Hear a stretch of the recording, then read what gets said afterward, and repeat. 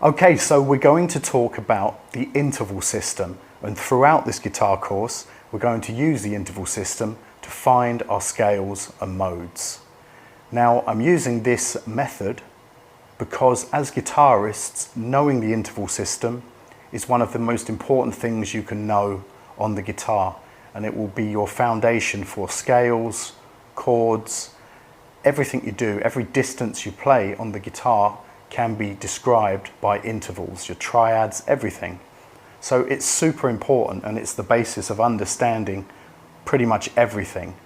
Now there is a really easy way to find the scales and modes, and I will show you that now just quickly, then we will break down the modes. So the really easy way, if we go from C, and I'll use C as our example because it has no sharps and flats. We just play this formula, tone, tone, semitone, tone, tone, tone, semitone.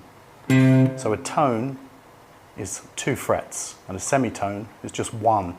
So we can play from our root, tone, C to D, tone, D to E, semitone, E to F, tone, F to G, tone, G to A, tone, A to B, semitone to finish on C.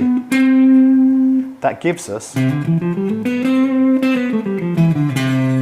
our C major scale, which I'm just playing there, 3-5-7, 3-5-7, and then 4-5. Now our next mode, or our first mode, proper mode I would say, is our Dorian mode. Now all we do is play C major from D to D. So I can do this. Yeah? So I just start there on the second note. And I don't even need to worry, you know, if it's tone, semitone, tone, tone, tone, semitone, tone. I just find it easily. And the same, E Phrygian. Just go from E to E. So that's a really easy way if you want to blast that out quickly, but in the course we will get much more in depth in how this actually all works. So what are intervals, or what is an interval on the guitar? Well, it's the distance between one note to the next. So we could have really small interval. So we're using C as our first here, or our root, or home. 1 fret, a semitone like that, that's called a flat second or a minor second. And then we can go up to second, minor third or flat third, then we get to a major third, so C to E, there's a major thirds distance, C to F, a fourth, C to G, a fifth, C to G flat or F sharp, a flat 5, and we go all the way up to 8 or octave. So that's when we get back to C. So intervals are measured in 2 ways, by size or distance, seconds, thirds, fourths or fifths, or by their quality, a minor, major, perfect, augmented or diminished. And this system is the foundation of how music is built. For example, stacking intervals on your guitar will give you chords, and scales are created by arranging these intervals in certain orders. And when you know these intervals and some of your chord and scale formulas, you can find your chords and scales all over the neck without having to memorize a ton of patterns. So I'm going to put a simple graphic on the screen and just show you some of these intervals, and then when we get into the course, you'll see how I'm forming these modes. So we're going to go from E. So we'll go on the 7th fret of the A string. Now our first example is a second. So from E to F sharp is a second. So I have to go through my flat second, which is F, to get there. So that's a second, 1 fret away. Now let's do a third or a major third, and that's going to be from E to G sharp or A flat. Remember when we have, or remember, you might not know this at all, If we have G and A here, in the middle we have either A flat, which is lowering it, or G sharp. Yeah?